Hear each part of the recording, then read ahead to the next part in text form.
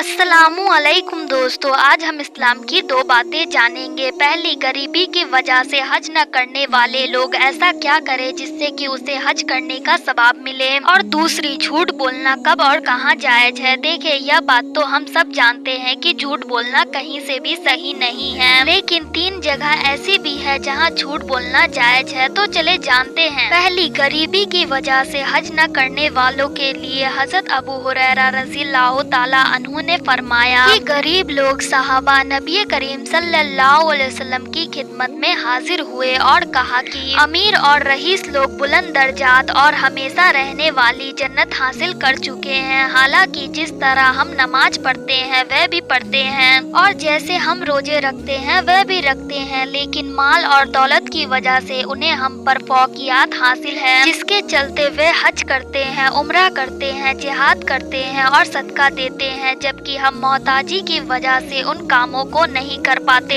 इस पर आपने सल्लल्लाहु अलैहि वसल्लम ने फरमाया कि मैं तुम्हें एक ऐसा अमल बताता हूँ कि अगर तुम उसकी पाबंदी करोगे तो जो लोग तुमसे आगे बढ़ चुके हैं तुम उन तक पहुँच जाओगे और तुम्हारे मर्तबे तक फिर कोई नहीं पहुँच सकेगा और तुम सबसे अच्छे हो जाओगे। हर नमाज के बाद 33 मरतबा तस्बीह सुभान अल्लाह, तहमीद, अल्हम्दुलिल्लाह और तकबीर अल्लाहु अकबर कहो। फिर हमसे इख्तलाफात हो गया। किसी ने कहा कि हम तस्बीह 33 मरतबा, तहमीद 33 मरतबा और तकबीर 34 मरतबा कहें। मैंने इस पर आप सल्लल्लाहु अलैहि वसल्लम से दोबारा मालूम किया तो आपने सल्लल्लाहु अलैहि वसल्लम ने फरमाया कि सुभान अल्लाह, अल्हम्दुलिल्लाह और अल्लाहु अकबर कहो, ताकि हर एक उनमें से 33 मरतबा हो जाए। दूसरी बात, झूठ बोलना कब और कहाँ जायज है। 3 ऐसी जगह है जहाँ झूठ बोलना जायज है। आइए जानते हैं। सबसे पहले, झूठ बोलना कैसा है। झूठ बोलना बहुत बड़ा गुनाह है। झूठे इंसान पर अल्लाह ताला की लानत होती है। अल्लाह ताला कुरान करीम में फरमाता है, बेशक झूठ बोलने वाले पर अल्लाह की लानत है। लेकिन आज हम आपको यहाँ पर झूठ के बारे में एक ऐसी बात बताने जा रहे हैं जो शायद आप नहीं जानते हो। झूठ बोलने के लिए इस्लाम में सख्ती से मना किया गया है, लेकिन कहा जाता है कि 3 मौके पर झूठ बोलना जायज है। अगर इंसान 3 मौके पर झूठ बोलता है तो उसे कोई गुनाह नहीं मिलता है। नंबर 1, बातिल के खिलाफ जंग में। जंग के मौके पर झूठ बोला जा सकता है। कहा जाता है कि अगर कोई जंग के मैदान में है और अपने दुश्मनों को डराने के लिए झूठ बोलता है कि हमारी एक बड़ी फौज हमारे पीछे आ रही है, तो इस तरह का झूठ बोलना जायज है, क्योंकि इस झूठ से बातिल दुश्मन से जंग जीतना मकसूद है। इसीलिए जंग के दौरान बोले गए झूठ को जायज कहा गया है। इसी तरह बातिल दुश्मन को उलाझने के लिए झूठ बोलना जायज है। नंबर 2, रिश्तेदारों के बीच सुलह कराने में। दूसरे नंबर पर आता है कि रिश्तेदारों के बीच सुलह कराने के लिए झूठ बोलना जायज है। अगर किसी के रिश्तेदारों ने आपस में लड़ाई कर ली हो और झूठ बोलकर दोनों रिश्तेदारों के बीच सुलह हो जाती है तो ऐसे मौके पर झूठ बोलना जायज है। इस झूठ से गुनाह नहीं मिलता।